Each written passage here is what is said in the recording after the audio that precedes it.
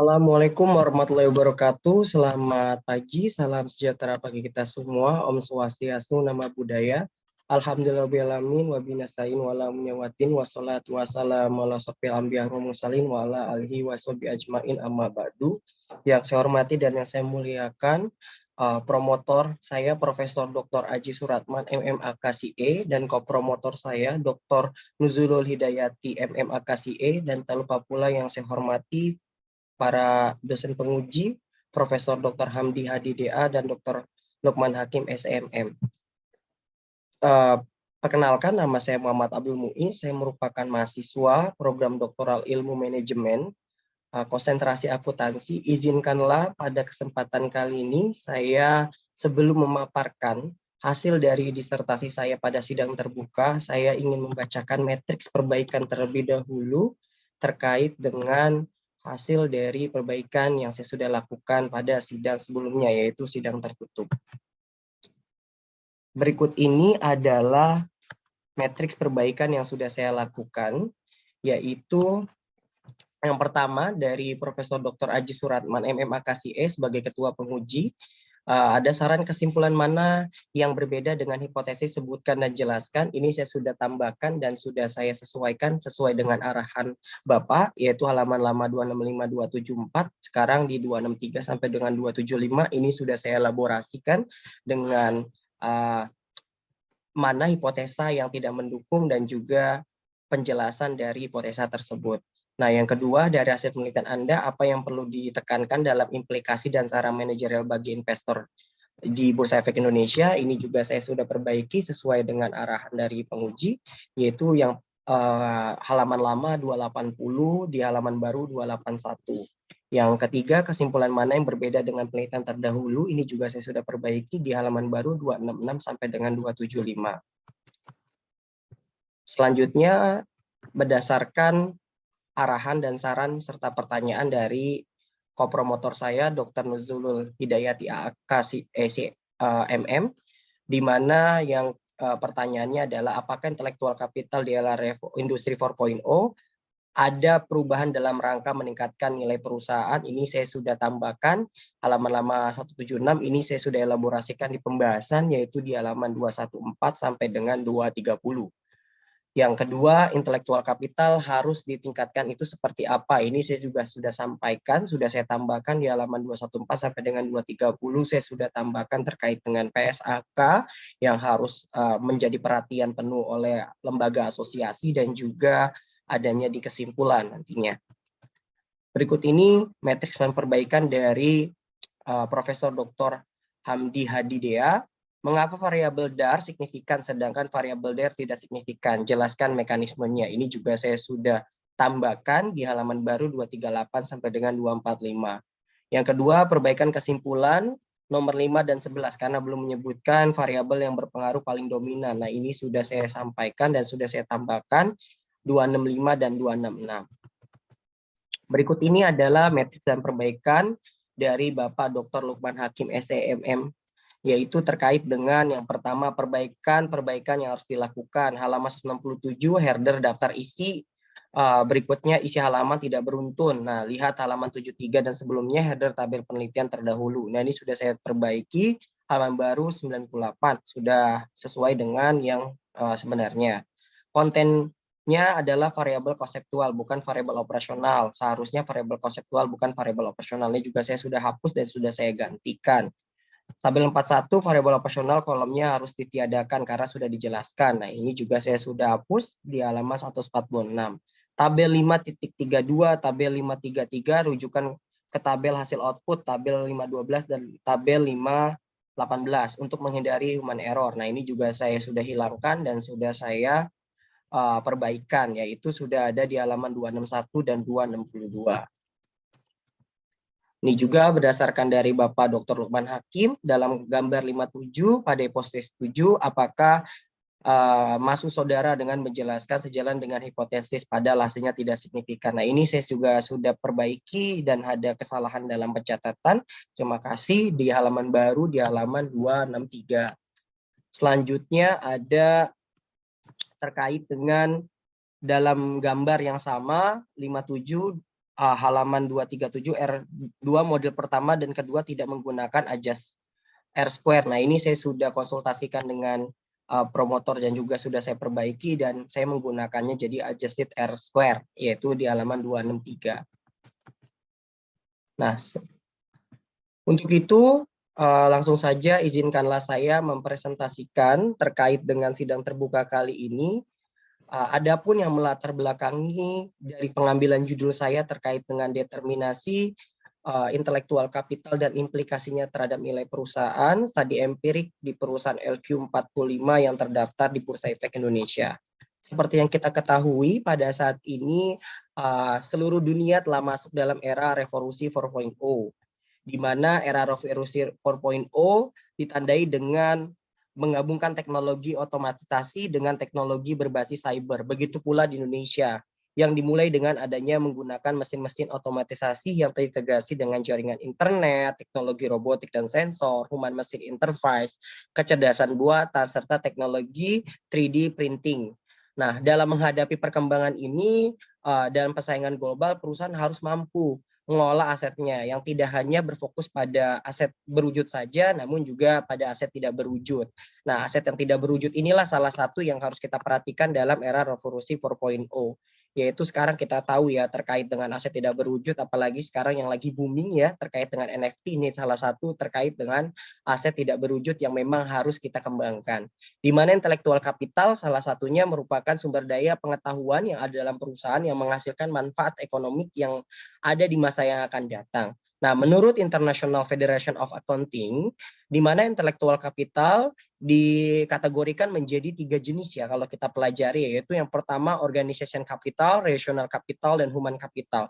Jadi not only about the terkait dengan aset tidak berwujud atau intangible asset, tapi ini ada 3 kategori, di mana intelektual capital sangat penting bagi perusahaan karena dapat mendukung kesuksesan perusahaan di masa yang akan datang. Nah, selama ini perusahaan dianggap menjadi lembaga ya yang banyak memberikan keuntungan bagi masyarakat.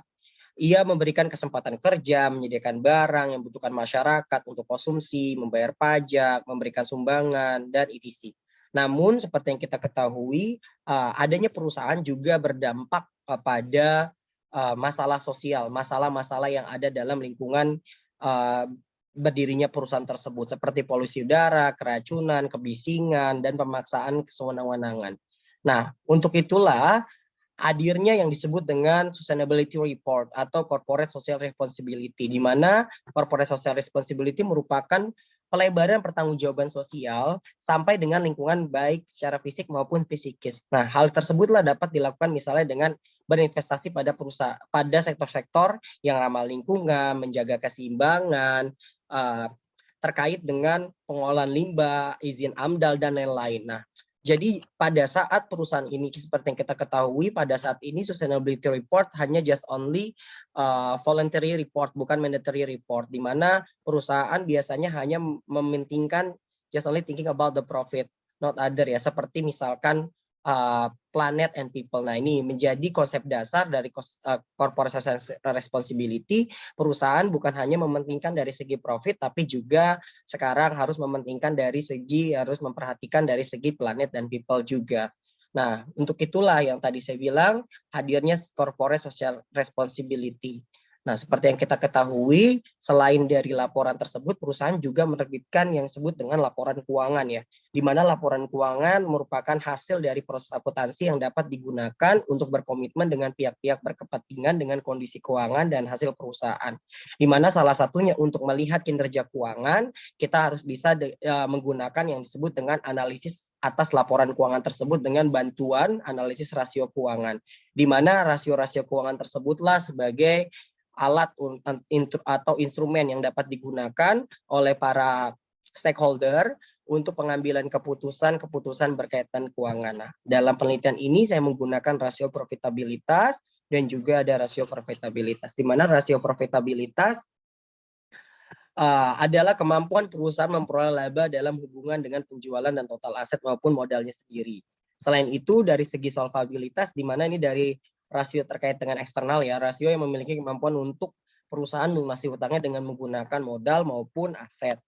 Di mana yang kita ketahui salah satunya kalau misalkan kinerja perusahaan bagus itu akan terlihat dari nilai perusahaan. Nah, dalam nilai perusahaan dalam penelitian ini saya mau melihat terkait dengan Torbin Q itu sendiri, di mana Torbin Q adalah alat ukur indikator kinerja perusahaan, khususnya nilai-nilai perusahaan yang menunjukkan suatu performa manajemen untuk mengelola asetnya.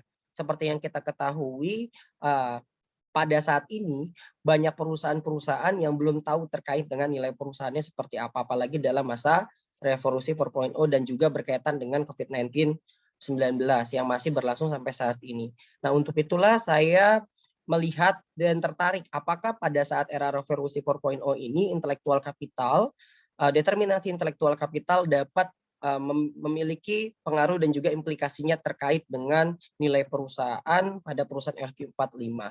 Berikut ini adalah data pre-survey yang saya sudah lakukan terkait dengan indeks LQ45 overview. Seperti yang kita ketahui, indeks LQ45 merupakan 45 perusahaan yang dalam 1 tahun itu ada 3 kali screening terkait dengan memenuhi kriteria tertentu yang termasuk dalam 60 perusahaan teratas. Habis itu di screening kembali menjadi 45 perusahaan dengan memiliki kapitalisasi pasar tertinggi dalam 12 bulan terakhir. Nah, seperti yang kita ketahui di sini, pergerakan LQ45 bisa menjadi indikator terkait dengan naik turunnya IISG. Di mana seperti yang kita lihat di sini pada tanggal 3 Januari, berdasarkan data pre-survey tercatat harga pada saat 3 Januari tersebut 2016 tercatat di harga 80.35. Dan pada tanggal 8 Februari 2021 tercatat di harga 961.21. Ada kenaikan sebesar 12,57% dengan jumlah perusahaan yang tercatat yang berhasil konsisten adalah 29 perusahaan selama 5 tahun tersebut ya. Nah, indeks LQ45 tersendiri yang saya dibilang adalah indeks yang memenuhi kriteria tertentu yang termasuk dalam kapitalisasi pasar tertinggi. Selain itu juga ada data pre-survey yang menjadi menarik dalam penelitian ini adalah terkait dengan CSR. Pengungkapan sustainability report belum banyak terduplikasi secara rinci dan valid. Padahal perusahaan dituntut bukan hanya memaksimalkan profit, tapi juga mementingkan dari sumber daya dan alam dan juga sumber daya manusia yang digunakan. Adapun berdasarkan grafik data, diketahui pada tahun 2015 yang menerbitkan sustainability report berdasarkan dengan GRI adalah sebanyak 7 perusahaan yang betul-betul menerbitkan, bukan perusahaan yang dari laporan di keuangan digabung ya, ini yang betul-betul diterbitkan. Nah, sedangkan pada tahun 2019 hanya sebanyak 44 perusahaan. Hal tersebut memang mengalami kenaikan sebesar 43,84%. Akan tapi jika dibandingkan dengan perusahaan yang ada di Bursa Efek Indonesia yaitu sebesar 720 perusahaan, ini berarti hanya menjadi sebesar 6% yang menerbitkan secara sukarela terkait dengan sustainability report. Nah, itulah yang menjadi data pre-survey terkait dengan fenomena yang ada dalam latar belakang penelitian ini. Selain itu juga ada gap research yang terkait dengan intellectual capital. Nah, ini terkait dengan modal intelektual berpengaruh positif terhadap nilai perusahaan, tapi juga ada yang bilang Wahyuni dan Ika pada tahun 2016 intelektual kapital berpengaruh negatif dan signifikan terhadap nilai perusahaan. Widarjo 2011 modal intelektual tidak berpengaruh, Angela Juwita 2016 human capital, struktur kapital, employee capital berpengaruh terhadap nilai perusahaan, dan terakhir Setiawan human capital berpengaruh negatif terhadap nilai perusahaan. Nah, adapun yang mengidentifikasikan masalah dalam penelitian ini ada sebanyak 13 yang kalau saya sebagai masalah pokok ya, sebenarnya dalam disertasi saya ada sebanyak 31 identifikasi masalah, tapi yang di sini saya hanya tampilkan sebanyak 13, di mana yang pertama adanya benturan kepentingan antara perusahaan masyarakat dengan dampak kegiatan perusahaan, yang kedua tidak semua perusahaan mengungkapkan pelaporan berkelanjutan dalam laporan tahunan, yang ketiga pengaruh leverage terhadap intelektual menunjukkan hasil yang berbeda, yang keempat sampai saat ini sebagian besar perusahaan Indonesia cenderung conventional based dalam membangun bisnisnya, sehingga produk yang dihasilkan masih kandungan miskin dalam kandungan teknologi. Di samping itu, perusahaan-perusahaan tersebut belum memperhatikan terkait dengan human capital, struktur kapital, customer capital. Nah, itu salah satu bukti terkait dengan intellectual capital. Yang kelima, persaingan perusahaan LQ45 di Indonesia semakin lama semakin ketat. Itu terbukti banyaknya yang keluar masuk terkait dengan perusahaan-perusahaan yang masuk dalam indeks LQ45. Yang keenam, kurangnya tanggapan perusahaan dalam mengubah strategi dari bisnis yang berdasarkan tenaga kerja menuju bisnis berdasarkan knowledge base. Yang ini menjadi dasar nanti yang akan mempengaruhi ROE dan juga nilai perusahaan. Yang ketujuh, akuntansi tradisional tidak dapat menyajikan informasi mengenai intelektual secara kapital secara akurat. Yang kedelapan, laporan keuangan tradisional dirasa gagal untuk menyajikan informasi yang penting. Perusahaan sebagian besar aset dalam bentuk intelektual kapital seperti kantor akuntan publik tidak mengungkapkan informasi dalam laporan keuangan akan menyesatkan karena dapat mempengaruhi kebijakan perusahaan. Yang 9, tuntutan perusahaan dapat mengolah fungsi terdapat dalam perusahaan secara efektif dan efisien. Hal ini dapat untuk meminimalkan biaya modal yang dapat ditanggung oleh perusahaan dan dapat meminimalkan nilai perusahaan. Yang ke-10, likuiditas mengalami fluktuatif selama 5 tahun. Nah ini ya juga ya. Yang ke-11, terjadinya fluktuatif pada profitabilitas selama 5 tahun terakhir sebabkan peningkatan penurunan aset perusahaan seperti yang kita ketahui, apalagi sekarang sedang masa era COVID-19 yang sudah kita alami dari tahun 2020 ya, yang berakibat berimpact terkait dengan kondisi profitabilitas perusahaan. Nomor 12, perusahaan belum menganalisis faktor-faktor yang mempengaruhi profitabilitas perusahaan sebagai faktor pengungkapan pelaporan berkelanjutan dan intelektual kapital. Nomor 13, perusahaan belum menganalisis faktor-faktor mempengaruhi likuiditas dan juga ini terkait dengan pelaporan berkelanjutan dan juga intelektual kapital. Nah, dari hasil rumusan identifikasi masalah, berikut ini adalah rumusan masalah yang dapat saya sajikan untuk H1 sampai dengan H5. H1 sampai dengan H4 ini terkait dengan pengaruh secara simultan, corporate social responsibility, ROE, DER, DAR, gitu ya, terkait dengan intellectual capital. Dan 5 ini adalah pengaruh secara simultan terkait dengan CSR, ROE, DAR, DER terhadap intellectual capital. Untuk hipotesis 6 sampai dengan hipotesis 9 ini terkait dengan pengaruh secara parsial, corporate social responsibility, ROE, DAR, DER, intellectual capital terhadap nilai perusahaan. Dan nomor 11 ini terkait dengan pengaruh secara simultan CSR, ROE, DAR, DER, dan intellectual capital terkait dengan nilai perusahaan. Adapun tinjauan teori yang saya gunakan sebagai berikut, ada teori keagenan, teori legitimasi, teori stakeholder, teori signal, trade-off teori, teori market timing, pecking order teori, teori sumber daya, dan konsep three bottom line. Sedangkan tinjauan teori variabel sebagai berikut. Bisa dilihat di sini untuk CSR saya menggunakan terkait dengan handshake di mana mengatakan as a public report by companies to the provide internal dan external stakeholder with a picture of the corporate position and activity on the economic, environmental, and social dimension. In the short, such report attend to describe to the company contribute toward sustainable development. Di mana saya menggunakan untuk pengungkapan CSR ini dengan menggunakan indikator JRI G4, ya ada 91 item. Untuk ROE itu sendiri saya menggunakan yaitu mengukur alat ukur untuk rasio profitabilitas perusahaan untuk menghasilkan laba dan memberikan gambaran hasil bagi investor mengenai tingkat pengembalian atas modal yang telah diinvestasikan kepada perusahaan. Ini menggunakan Western dan Copeland. Indikatornya dengan menggunakan rumus laba bersih dibagi dengan total ekuitas. Untuk DAR, ini saya menggunakan dari Meles Marcus, di mana DAR merupakan salah satu perhitungan dalam rasio hutang dan digunakan dalam mengukur perbandingan antara total hutang dengan total aktiva, di mana rumusnya adalah total liabilitas dibagi dengan total aset. Untuk DER, ini merupakan rasio untuk mengukur kemampuan perusahaan dalam menguasai pinjaman dari pihak luar. Ini rumusnya adalah total hutang dibagi dengan total modal. Untuk intelektual kapital, ini saya menggunakan dikembangkan oleh Pulik tahun 2009 ya, di mana saya menggunakan FAI CTM, di mana hasilnya nanti dari FACA ditambah FAHU ditambah dengan STVA.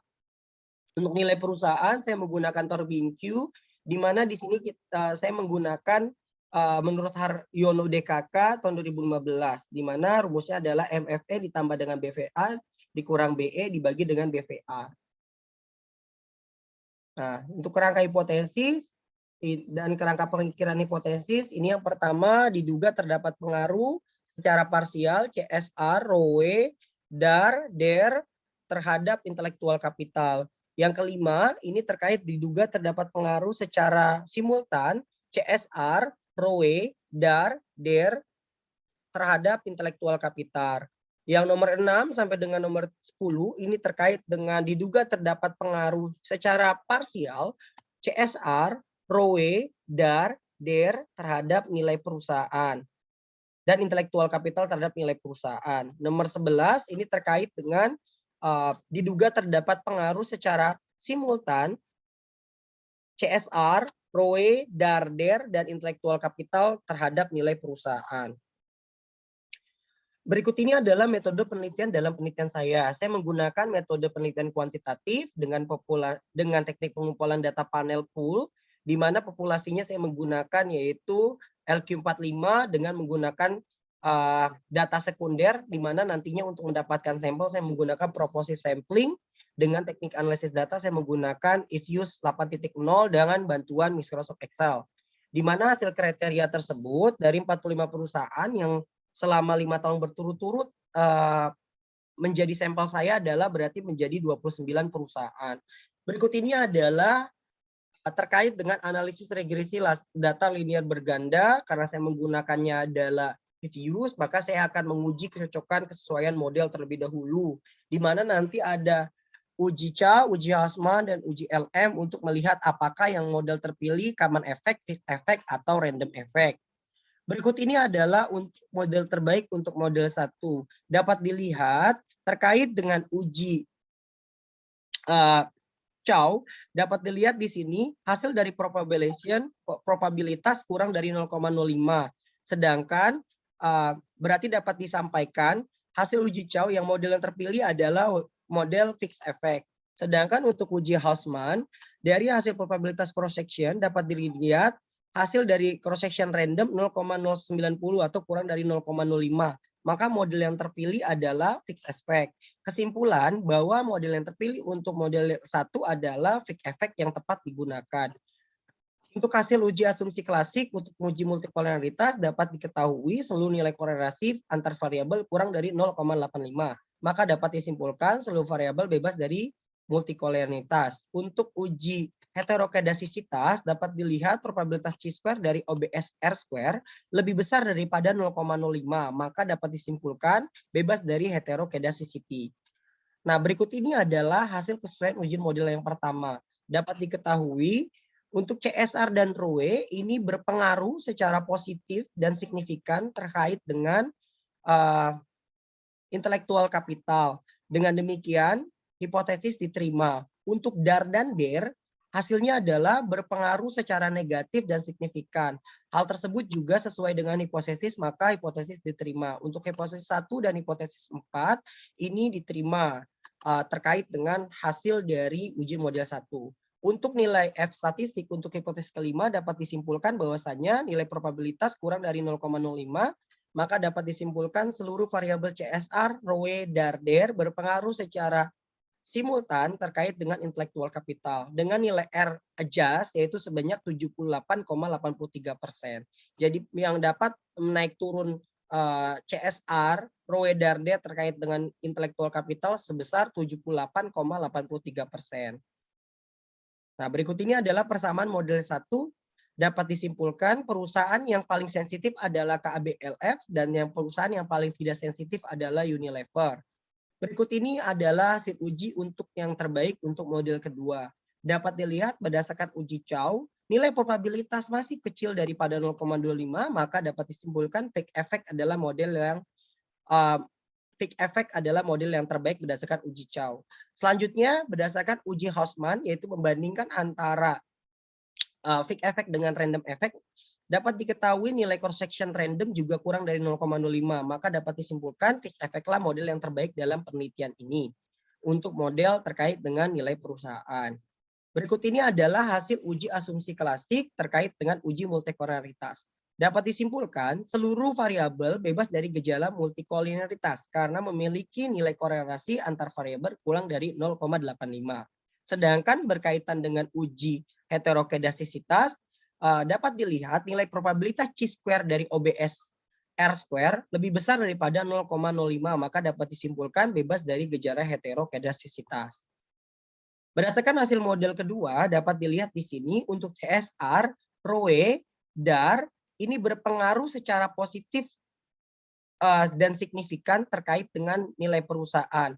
Akan tetapi untuk DAR, hipotesis ke-8 ditolak karena harusnya berdasarkan hipotesis berpengaruh negatif dan signifikan. Sedangkan DAR ini memiliki pengaruh negatif tidak signifikan terkait dengan nilai perusahaan. Hipotesis ditolak. Sedangkan untuk intelektual kapital di sini memiliki pengaruh positif dan signifikan, maka hipotesis ke-10 diterima. Untuk hipotesis ke-11 terkait dengan pengaruh secara bersama-sama CSR, WEDAR, DER, dan intelektual kapital ini diterima karena memiliki probabilitas lebih kecil daripada 0,05. Maka dapat disimpulkan hipotesis ke-11 diterima. Berdasarkan uji determinasi diketahui adjustment R-square senilai 83,18%. Dapat disimpulkan variabel CSR, WEDAR, DER, dan IC intelektual kapital berpengaruh secara dapat menjelaskan naik turunnya variabel nilai perusahaan sebesar 83,18%.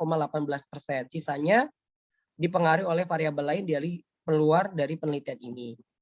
Berikut ini adalah persamaan model kedua. Dapat dilihat perusahaan yang paling sensitif adalah Unilever, sedangkan yang paling tidak sensitif adalah Akra. Dengan variabel yang paling berpengaruh adalah DAR dengan arah positif. Berikut ini adalah determinasi dan intelektual kapital dan implikasinya terhadap nilai perusahaan berdasarkan gambar 5.7. Dapat dilihat di sini yang sejalan adalah hipotesis 1, hipotesis 2, hipotesis 3, hipotesis 4, hipotesis 5, hipotesis 6, hipotesis 7, hipotesis 10. Sedangkan yang tidak sejalan adalah hipotesis 8 dan hipotesis 9. Maka hal tersebutlah yang bisa ditarik kesimpulan bahwasanya dalam penelitian ini terdapat temuan yaitu di hipotesis ke-8 dan juga hipotesis ke-9. Selain itu juga terkait dengan intelektual kapital, ini belum ada perusahaan yang mengambil dalam penelitian ini di indeks LQ45 terkait dengan CSR, terkait dengan intelektual kapital. Begitu juga dengan ROE, DER, dan DER-DAR terkait dengan intelektual kapital. Kesimpulan yang dapat saya ambil dalam penelitian ini, berdasarkan dari gambar 5.7 bahwasanya hipotesis 1 sampai dengan hipotesis 11 ada 9 yang diterima dan juga ada 2 yang ditolak, yaitu hipotesis ke-8 dan hipotesis 9. Dan untuk variabel yang paling dominan untuk model yang pertama adalah variabel DAR, sedangkan variabel yang paling dominan juga untuk variabel di persamaan regresi kedua adalah DAR juga. Nah, dapat disimpulkan dalam penelitian ini bahwasanya implikasi penelitian yang harus kita dapatkan, yaitu yang pertama implikasi secara teoretik CSR seperti yang kita ketahui, CSR berpengaruh positif dan signifikan terkait dengan nilai perusahaan dan intelektual kapital, bahwasanya dalam hal ini kegiatan operasi perusahaan harus sejalan dengan harapan masyarakat. Dengan adanya pengungkapan CSR merupakan salah satu bentuk komunikasi perusahaan kepada masyarakat yang bertujuan untuk mendapatkan legitimasi dari masyarakat di mana perusahaan berada. Sehingga dengan adanya CSR maka akan mendorong timbulnya intelektual kapital dan nilai perusahaan juga semakin baik. Sedangkan untuk ROE menjelaskan bahwasannya perusahaan memiliki dorongan untuk memberikan informasi laporan keuangan kepada pihak eksternal. Perusahaan untuk memberikan informasi adalah karena dapat asimetri informasi antar perusahaan dengan pihak eksternal. Semakin tingginya ROE menandakan perusahaan berhasil menggunakan modalnya untuk menjadi keuntungan. Hal tersebutlah berdampak pada peningkatan intelektual kapital dan nilai perusahaan. Sedangkan untuk DAR, konsep awal bahwa perusahaan cenderung menggunakan pendanaan internal dan bila kebutuhan dana kurang, maka digunakan dana eksternal sebagian tambahannya. Dengan menggunakan dana internal, maka membiayai pengelolaan asetnya dengan utang. Akan tetapi berdampak pada penurunan intelektual kapital karena pendanaan dialokasikan ke aset lainnya dan dapat meningkatkan nilai perusahaan. Untuk DER, perusahaan dengan risiko bisnis besar harus menggunakan lebih kecil utang dibandingkan perusahaan yang memiliki risiko bisnis rendah.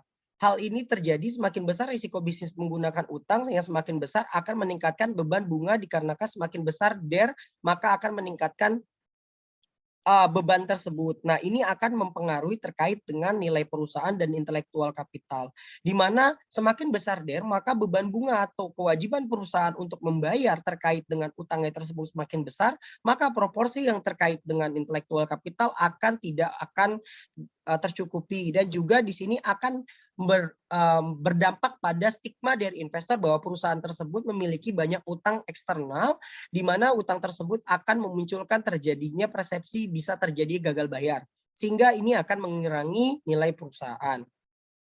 Yang terakhir, implikasi terkait dengan intelektual kapital, suatu pemikiran berkembang dalam manajemen strategik dan keunggulan kompetitif perusahaan yang meyakinkan bahwa perusahaan akan mencapai keunggulan kompetitif apabila memiliki sumber daya yang unggul, knowledge, search, di mana kita dapat dilihat bahwasanya pada era 4.0 intelektual kapital dapat mendorong terkait dengan nilai perusahaan. Semakin memiliki intelektual kapital, maka perusahaan dirasa memiliki keunggulan kompetitif. Di mana keunggulan kompetitif inilah apabila perusahaan mampu mengolah sumber daya yang dimiliki, baik aset berwujud maupun tidak berwujudnya, maka nanti akan dapat meningkatkan nilai perusahaan. Nah, terkait dengan implikasi penelitian secara manajerial bagi perusahaan, terutama dari perusahaan di LQ45, di mana harus memperhatikan kembali terkait dengan intelektual kapital, di mana intelektual kapital dapat menjadi petunjuk bagi kinerja bagi manajer sehingga dapat menciptakan nilai tambah bagi perusahaan atau firm value creation dan keunggulan kompetitif dibandingkan para pesaing. Sehingga seperti yang kita ketahui, perusahaan banyak sekali yang mengalami financial distress atau rasio kebangkrutan ketika dia tidak dapat menciptakan value creation dalam perusahaan itu sendiri. Dan selain itu, determinasi dan intelektual kapital meliputi CSR, WDARDER, jika dikelola dengan baik maka dapat mampu meningkatkan atau memberikan pengaruh terhadap intelektual kapital secara positif dan juga kepada nilai perusahaan. Bagi investor, penilaian ini dapat berguna sebagai referensi untuk menilai intelektual kapital dan nilai perusahaan LQ45, sehingga dapat membantu calon investor untuk mengambil keputusan. Selain itu, penelitian ini diharapkan membantu investor untuk mengukur faktor-faktor yang dapat mempengaruhi nilai perusahaan dalam mengambil keputusan dalam berinvestasi. Bagi pemerintah, penelitian ini diharapkan dapat membantu pemerintah dalam memformulasikan strategi yang dapat meningkatkan nilai perusahaan agar dapat bersaing dengan perkembangan bisnis yang ada. Berdasarkan penelitian ini, intelektual kapital dapat meningkatkan nilai suatu perusahaan. Pemerintah harus menjadikan knowledge sebagai modal dalam perekonomian saat ini. Perusahaan yang menjadikan knowledge sebagai modal, perusahaan tersebut dapat bertahan lama karena dapat didorong oleh manajemen modal intelektual kapitalnya dalam knowledge ekonomi, keunggulan kompetitif berdasarkan pada pengetahuan, inovasi, dan teknologi. Adapun keterbatasan dalam penelitian ini, yang pertama adalah terkait dengan determinasi independen yang mempengaruhi intelektual kapital, yaitu nilai perusahaan hanya terbatas pada biaya sosial atau CSR, WDARDER, sementara banyak variabel-variabel lain yang mungkin memberikan kontribusi signifikan. Periode waktu dalam penelitian hanya 4 tahun, yaitu 2016 sampai 2019, karena data tahun 2020 pada saat peneliti melakukan pengujian belum terpublish dikarenakan adanya pandemi COVID-19. Pemilihan sampel hanya menggunakan indeks Q45 perusahaan yang terdaftar, sehingga temuan empirik ini hanya berdasarkan perusahaan-perusahaan LQ45 yang ada di Bursa Efek Indonesia.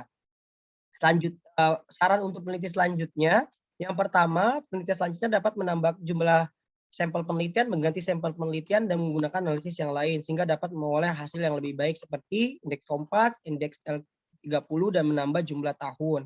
Yang kedua, faktor-faktor yang memiliki intelektual kapital nilai perusahaan tidak terbatas hanya determinan CSR, WDARDER, tapi menambahkan variabel lain seperti ukuran perusahaan, likuiditas, dewan direksi, dewan komisaris, komite audit, atau good corporate governance. Yang ketiga, pengukuran nilai perusahaan dengan menggunakan intelektual kapital belum banyak hasil penelitian, sehingga dapat menemukan penelitian lebih lanjut dengan menggunakan variabel yang misalnya menggunakan model lain dalam mempertimbangkan dan menambahkan variabel intelektual kapital yang terdapat pada annual report perusahaan. Yang keempat, bagi perusahaan modal intelektual kapital harus dijadikan sebagai sumber daya yang penting dalam value creation perusahaan. Hal tersebut diperkuat dengan hasil penelitian ini menunjukkan bahwa pasar memberikan nilai pada modal intelektual kapital. Oleh karena itu, perusahaan diharapkan dapat memanfaatkan modal intelektual kapital yang dimiliki dalam rangka meningkatkan kinerja perusahaan serta pertimbangan bentuk pengungkapan sehingga dapat meningkatkan nilai perusahaan. Yang terakhir, bagi regulator, terutama asosiasi, hasil penelitian ini memberikan gambaran bahwa pasar memberikan nilai pada modal intelektual kapital yang dimiliki perusahaan. Hal ini mungkin disebabkan adanya standar pengukuran dan pengukuran mengenai modal intelektual kapital sehingga pasar melakukan penilaian yang berbeda-beda. Oleh karena itu, badan regulator diharapkan menetapkan standar pengungkapan dan pengukuran atas modal intelektual kapital yang bisa dimasukkan dalam PSAK, karena berdasarkan kita tahu dalam PSAK 10 hanya terkait dengan membahas aset tidak berwujud. Mungkin itu saja yang dapat saya sampaikan, kurang lebihnya saya mohon maaf. Akhiri dengan mengucapkan wabillahi taufiq walhidayah, wassalamualaikum warahmatullahi wabarakatuh.